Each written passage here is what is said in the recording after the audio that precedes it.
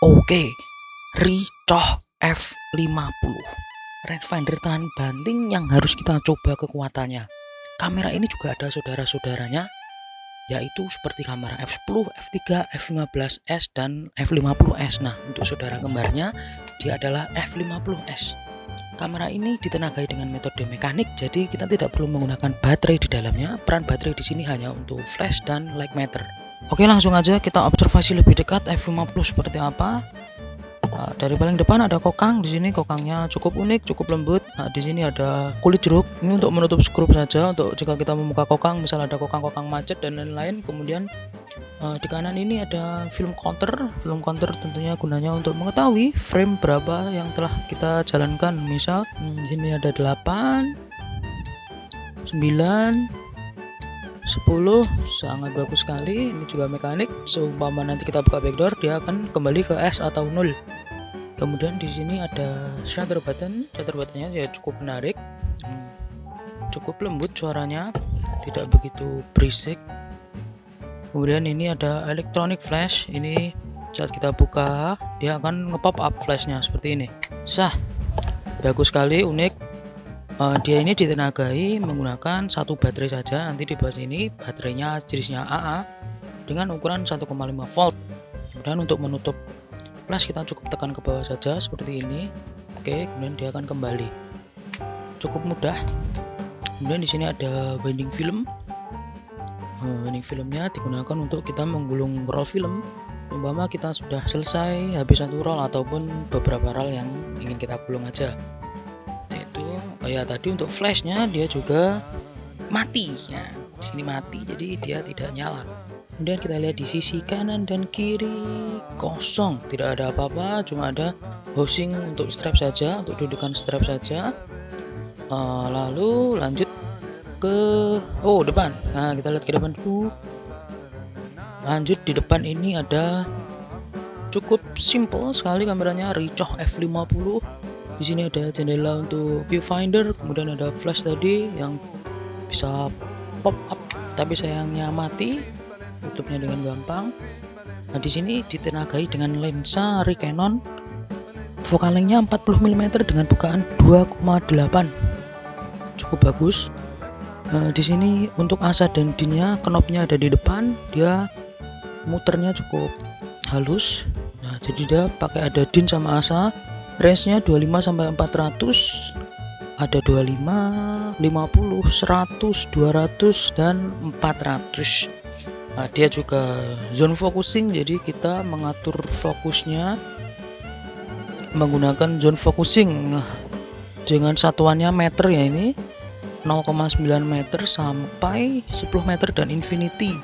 Nah, ini juga dilengkapi dengan gambar. Jadi kalau kita ingin foto orang, nah ini dia juga kliki ya, ini masih kliki 0,9 ke orang, kemudian 1,2 ke orang, 1,5 meter, ada full body, grup orang, dan yang terakhir 10 meter hingga infinity untuk panoramik. Kemudian untuk belakang di sini ada viewfinder. Viewfindernya cukup jelas dan dia udah ada yellow patch, jadi kita mudah sekali untuk framingnya. Nah, tapi perlu diingat bahwa kamera ini tidak TTL, tidak through the lens, jadi kita usahakan jangan sampai lupa untuk membuka tutup jika ada tutupnya. Kalau ini kan tidak ada tutupnya. Nah, soalnya kalaupun kita tutup, viewfindernya ini masih bisa lolos ke depan, jadi kita masih mengetahui frame yang akan kita ambil lah gitu. Kayak gini kita masih bisa melihat frame-nya padahal keadaannya ditutup. Nah, itu rugi sekali, ntar kalau lupa bisa aja hasil yang didapatkan hitam padahal dikira kita ada objek atau frame. Nah, itu sebuah kesalahan yang sangat besar. Di sini juga ada indikator untuk flash, jadi dia nanti akan nyala warna oranye ketika flashnya udah ready to shoot, flashnya udah mateng. Dia cuma ditenagai satu baterai tadi.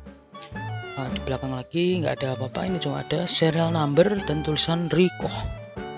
Oke, kemudian bawah cukup menarik, ada 4 sektor di sini. Di sini yang pertama untuk baterai chambernya di sini menggunakan baterai 1,5 volt AA biasa. Ini cuma untuk mentenagai flash saja. Di sini tadi untuk flash dia pakainya satu baterai saja AA biasa. Kemudian di tengah lagi ini untuk baterai LM. Ini kalau saya lihat dari ukuran chambernya ini kira-kira cuman LR44 ini, dan ini cuma satu buah sesuai dengan gambarnya, cuma satu buah. Kemungkinan dia LR44. Kemudian ada tripod socket. Kemudian di sini ada rewind button. Kalau kita ingin nge-rewind film, jangan lupa kita pencet rewind button di bawah ini. Nah, ini berarti apa? Berarti kamera ini dia bisa digunakan sebagai metode double exposure. Jadi dia ada hack untuk menggunakan metode double exposure. Gimana caranya? Caranya sangat mudah.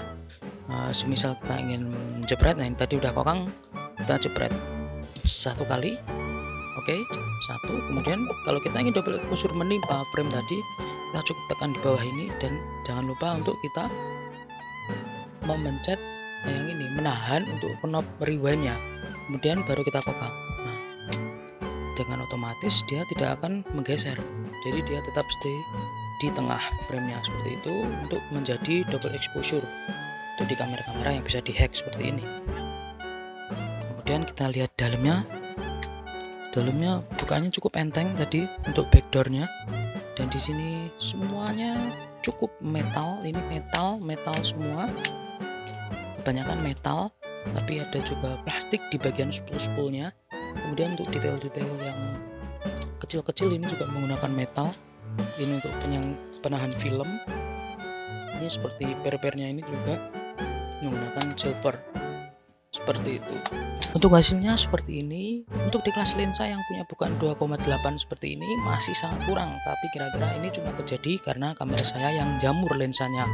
Untuk focusing saya akui memang sangat sulit karena dia zone focusing. Akhirnya banyak sekali misfokus karena saya kurang cerdik menggunakan zone focusing.